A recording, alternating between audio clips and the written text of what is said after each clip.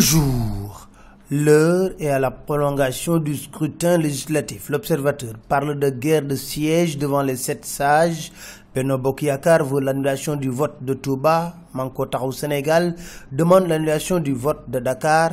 Kaddu Askan Wi, celui d'Abidjan. Pour nos confrères, l'aboutissement des recours va provoquer des changements sur les chiffres du scrutin. Enquête parle de la douche froide de Abdoul Mbaye qui a essuyé avec sa coalition un échec cuisant aux législatives. Selon nos confrères, le président de Acte et sa coalition n'ont récolté que 14 207 voix, soit moins de 1%, et une 40e place sur les 47 listes en compétition. Maurice John, politologue, est d'avis qu'avec ce faible score aux législatives, cela peut être une source de démotivation, mais il peut rectifier le tir et travailler d'ici à la présidentielle de 2019. En tout cas, Abdoul Mbaye, qui s'exprime dans le quotidien, tresse des lauriers à Wade qu'il qualifie de bâtisseur de notre démocratie. Il estime que si Wade avait été absent de la campagne, on aurait vu pire. Autre douche froide, celle versée à la coalition Assemblée bi ñu bëgg. Mohamed Sall Sao, tête de liste, pense dans l'as que les Sénégalais ne sont pas conséquents.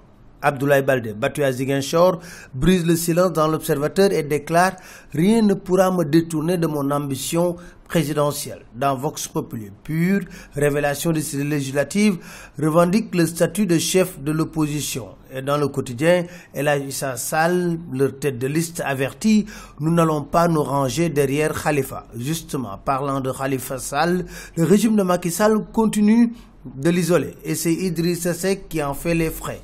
Parti rendre visite à Khalifa Sall, Idrissa Seck a été bloqué par l'administration pénitentiaire. Dans le Témoin, il dénonce les libertés bafouées au Sénégal. Dans Vox Populi, il déclare « Nous avons un État au service d'un homme, d'une famille, d'un clan ». Pendant ce temps, sa manœuvre au sommet, Macky Sall a rencontré Niass, nous dit Enquête.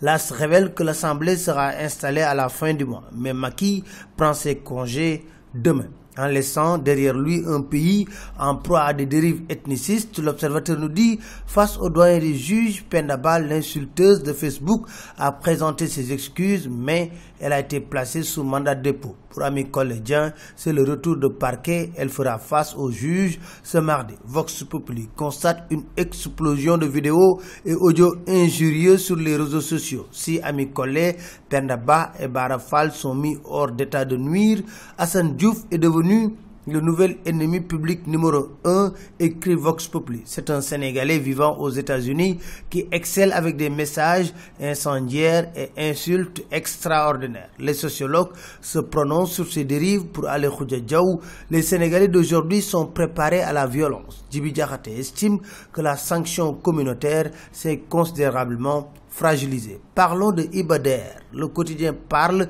de la DER des incohérences. Il restitue le carburant avant la fin de la législature. D'abord, la législature n'est pas encore terminée. Sa lettre devait être adressée au questeur et non au secrétariat général. Mieux, pourquoi il n'a pas rendu tout simplement sa voiture? Hajj 2017, le Témoin parle des conséquences d'une spéculation exagérée. Même avec 5 millions de francs CFA, des pèlerins sont laissés en rade. Un fonctionnaire à la retraite témoigne, même avec 2 800 000 francs CFA, aucun privé ne voulait prendre mon argent, déclare-t-il. Drame au stade Demba Diop, l'AS annonce l'arrestation de 10 Wakamois. C'était tout, merci, très bonne lecture à tous.